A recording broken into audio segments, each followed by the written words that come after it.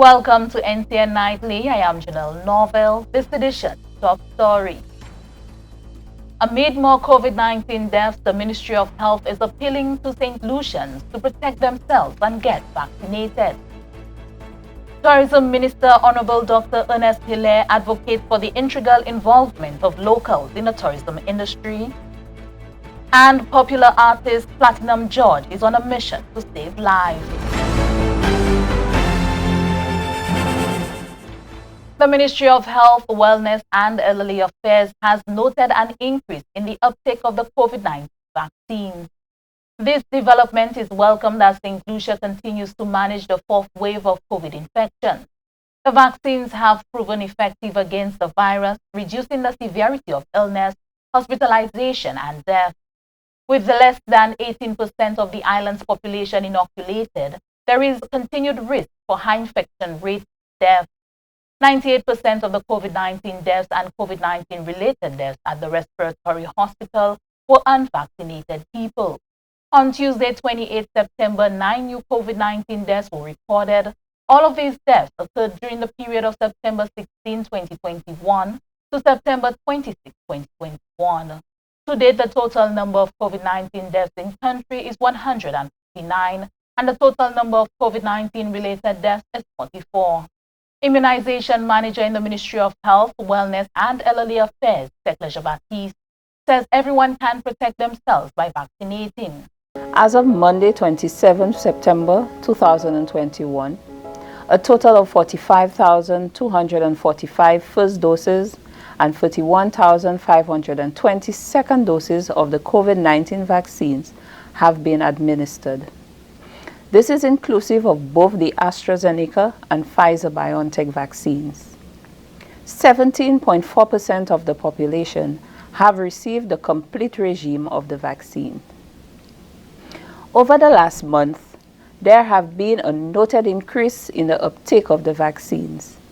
This response is very encouraging, particularly at a time when we see reports of steady rising of COVID-19 cases and associated deaths.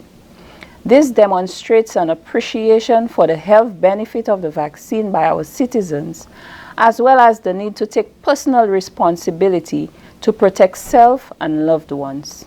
People with underlying chronic non-communicable diseases are particularly vulnerable to severe and fatal COVID-19 infection. Getting vaccinated, Ms. Baptiste says, will significantly reduce the risk of the severe form of COVID if contracted. The public is also being encouraged to practice a healthy lifestyle. While the vaccine provides protection against the severe complications of the virus, you are reminded of the healthy habits necessary for immune system boosting. This includes a healthy and well-balanced diet, being well hydrated, adequate exercise, and rest. A healthy immune system is necessary and further helps the vaccine to prime your body to fight the vaccine if you become infected. In addition to being vaccinated, it is essential to keep practicing infection control and prevention protocols. Wear your mask, keep your distance, and wash your hands regularly. Immunization Manager in the Ministry of Health, Wellness and Elderly Affairs, Baptiste. Meantime, Prime Minister the Honorable Philip J. Pierre has called on the international community to ensure that its commitment to equitable access to COVID vaccines is met, as the economies of small states like St. Lucia depend on it. Prime Minister Pierre made the call as he addressed the 76th United Nations General Assembly. Mr. President, as we battle this pandemic, there is another global threat that runs parallel to it by the name of misinformation. The Governor of Saint Lucia has embarked upon a robust education program to encourage our population to get vaccinated, as realistically, this is the only way to reduce, eliminate, and eradicate the risk and restrictions caused by this pandemic and permit us to rebuild our economies and societies stronger. However, we have witnessed in dismay the politics at play, even in the midst of this pandemic, As various countries create their lists of recognized and unrecognized vaccines, with certain privileges awarded to global citizens who have opted for certain branded vaccines over others. We have witnessed vaccine apartheid in various forms, and not only in terms of production and distribution. Some countries which have stockpiled vaccines are now in the middle of debates about third doses and boosters, while other countries watch helplessly as COVID-19 related deaths continue to rise for want of a jab. Prime Minister the Honorable Philip J. Pierre. Minister for Tourism, Investment, Creative Industries, Culture and Information, Honorable Dr. Ernest Hilaire, is pressing ahead with plans to ensure that all Saint Lucians can benefit from the tourism industry. The minister outlined his vision as a tourism advisory committee met to discuss managing the industry amid the COVID-19 pandemic. The government of Saint Lucia noting the tourism sector's integral role in national and socio-economic development of the country will be ensuring that the instructional arrangements surrounding tourism development are revised to address the various challenges facing the industry. Minister for Tourism, Investment, Creative Industries, Culture and Information, Honorable Dr. Ernest Hilaire, at a recently held meeting of the Tourism Advisory Committee, highlighted his vision for St. Lucia's tourism sector. The minister explained that efforts to improve tourism governance must recognize tourism as a composite sector to which many other sectors contribute. He expressed his belief that Saint Lucians should also be afforded the opportunity to contribute and to benefit from the sector. And if we can go back to saying to Saint Lucians, you are part of this. You add a room, you add 2 rooms, and you operate your own micro business. Everything in there, make it an authentic Saint Lucian experience. Let them go in the communities, create the economic activity in the communities so people, visitors can go to the communities and enjoy it. And earn money for the communities, earn money for families. We're not saying don't go to resorts, but we're saying we can offer you a Saint Lucian experience that is authentic, that is genuine, and reflects the best of us. And if Saint Lucians can start seeing, they can earn a livelihood from the tourism industry, whether it's in the village shop, whether it's the village restaurant, whether it's staying at accommodation in a particular home. Whatever it is, Saint Lucians now see more and more opportunities in the tourism industry for them. Dr. Hilaire stated that visitors should be getting a more indigenous St. Lucian experience, even utilizing products made and sold in St. Lucia, such as soap. The minister also asserted that St. Lucia should play an integral role in all stages of the development of the sector. This would ensure a sense of ownership as it relates to the tourism sector, and as such, more St. Lucians would be able to earn from the sector. We need to take a frank look at some of the developments we have coming up in St. Lucia. I feel very uncomfortable that an investor would be coming to St. Lucia and we have an understanding, an agreement that you would put $200 million resort, but then the designs are not done by St. Lucians. No work involving the design and the drawings and the architectural work is done by St. Lucians. The construction, when you look at the request for incentives, the amount of lorries and trucks and tractors they want to bring down, where are the St. Lucian contractors involved, in constructing the resort or the hotel, whatever it is? And you start wondering, shouldn't we start changing this and say to developers, if you're going to come to St. Lucia, then surely you must use some of our architectural skills and talents that we have in this country. It cannot be just to put a stamp on drawings to send it to the DCA.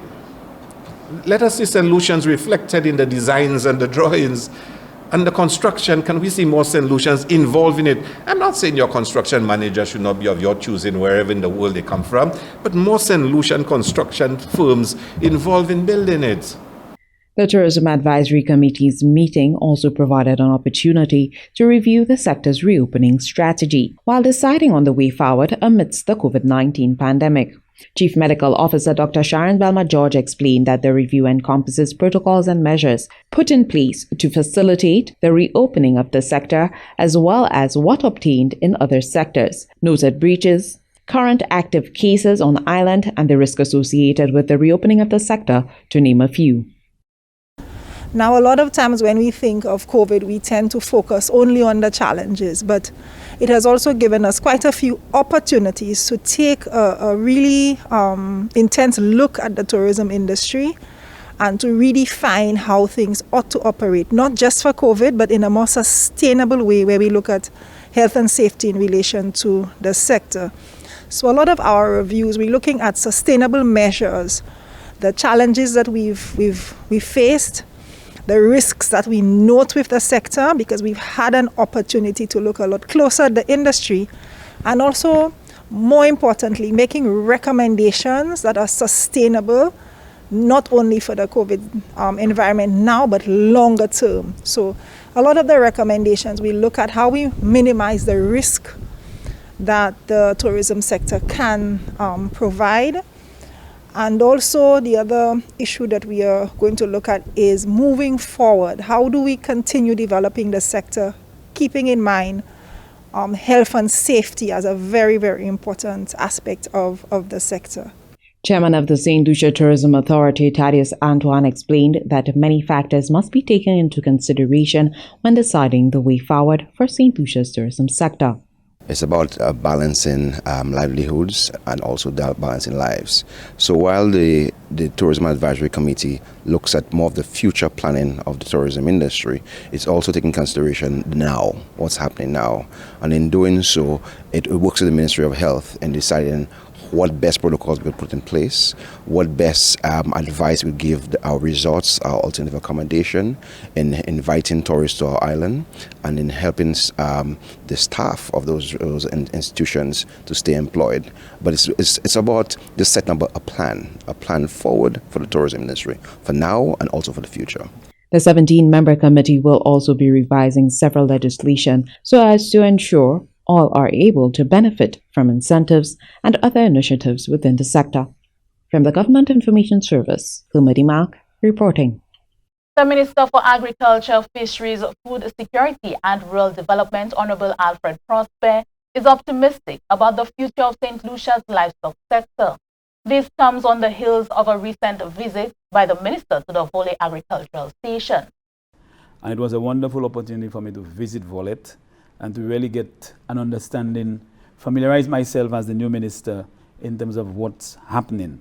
And based on what I saw, I can tell that the livestock farmers, there are lots of good things in place for them, because it's all about creating a commercial livestock enterprise in St. Lucia. We know that we are importing high quantities of meat, especially pork and chicken in some cases. And it is my view that the livestock station at Follett will help tremendously in helping St. Lucia reduce on imports such as meat and especially pork and so on. 100 acres of land at Volley is allocated to the production of livestock such as piglets that will be made available for purchase by farmers. The farmers will then get to rear and sell the livestock to St. Lucia's meat processing facility. Honorable Prosper, addressing concerns about the meat processing facility, says the Ministry of Agriculture is actively working on the facility's relocation. The ministry did identify a new area in the Mabio Valley where the meat processing facility will be located. I think this processing facility, if it is constructed, it will tie in well with the whole Volley livestock production and the meat processing facility. But it's my view now as the new minister that it would be best if the meat processing facility would be located within the Volley site. Mm-hmm. The Agriculture Minister is confident St. Lucia will see a growing livestock industry in the coming years. This is NTN Nightly. Primus Hutchinson is off, but stay with us.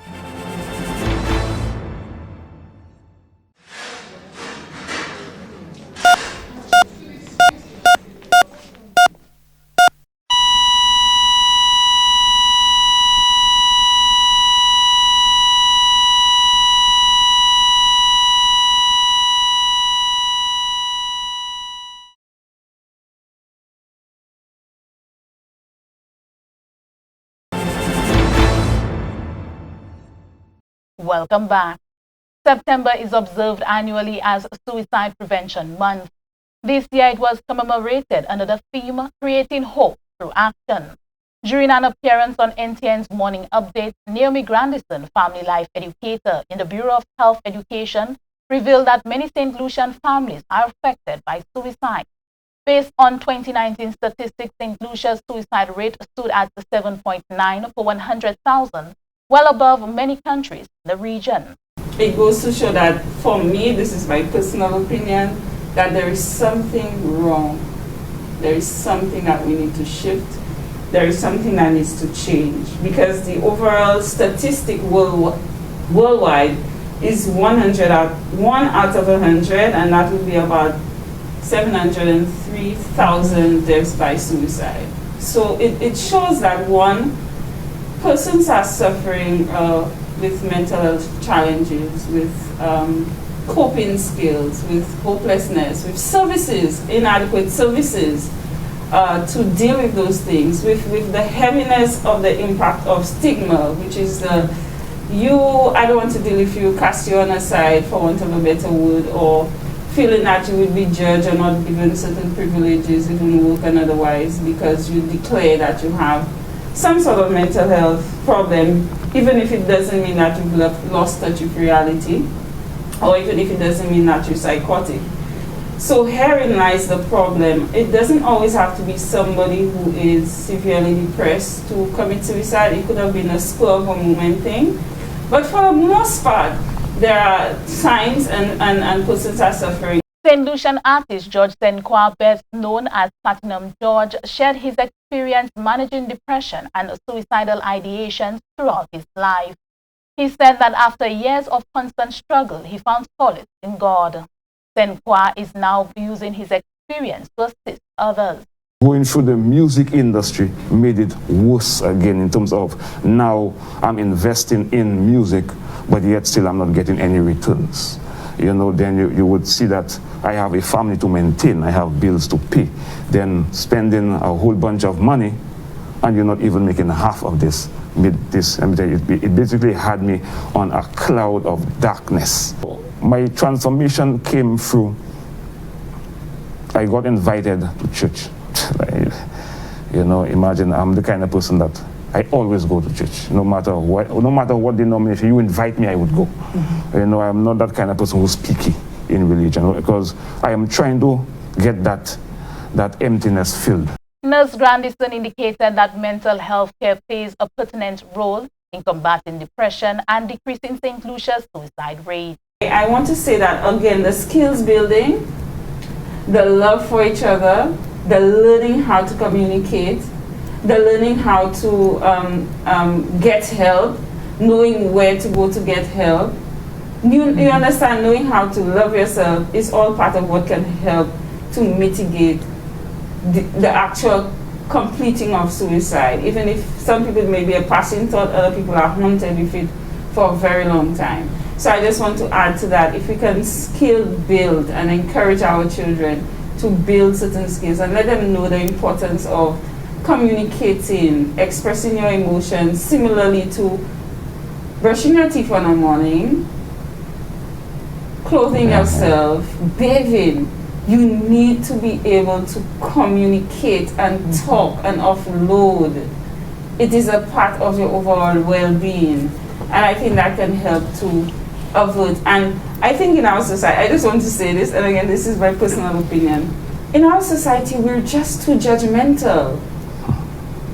And being judgmental is extremely toxic.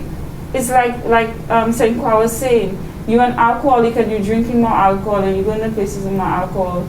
Then you have somebody who's sick, maybe depressed, or somebody who's suicidal, and you're feeding them poison. You're feeding them poison with your judgmental attitude that, oh, you do not love God, oh, you're crazy, or whatever. And we think like that because we don't know better in some cases.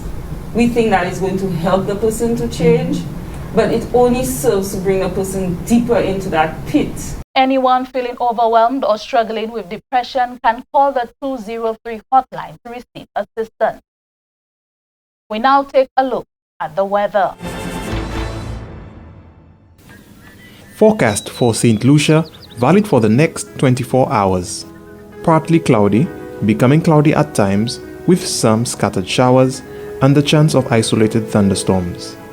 Tides for Castries Harbour will be high at 9:34 p.m. Tides for Viewfort Bay will be high at 10:41 p.m. Seas slight to moderate with waves 3 to 5 feet or 0.9 to 1.5 meters. Unstable conditions influenced by Hurricane Sam will continue to cause occasional cloudy periods with some scattered showers and isolated thunderstorms mainly over the central and southern portions of our region during the forecast period. Though Hurricane Sam does not pose a direct threat to our region, swells generated by this system will impact the northern portion of the Lesser Antilles during the next couple of days. A tropical wave located over the central tropical Atlantic is moving westward near 17 miles per hour or 28 kilometers per hour. Another broad area of low pressure, together with a tropical wave located over the far eastern tropical Atlantic, is moving westward near 15 miles per hour or 24 kilometers per hour. This system has a high chance of 90% of tropical cyclone formation during the next 2 days.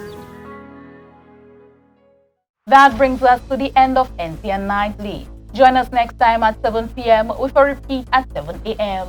You can also catch up with us anytime on the St. Lucia Government Facebook page or YouTube channel.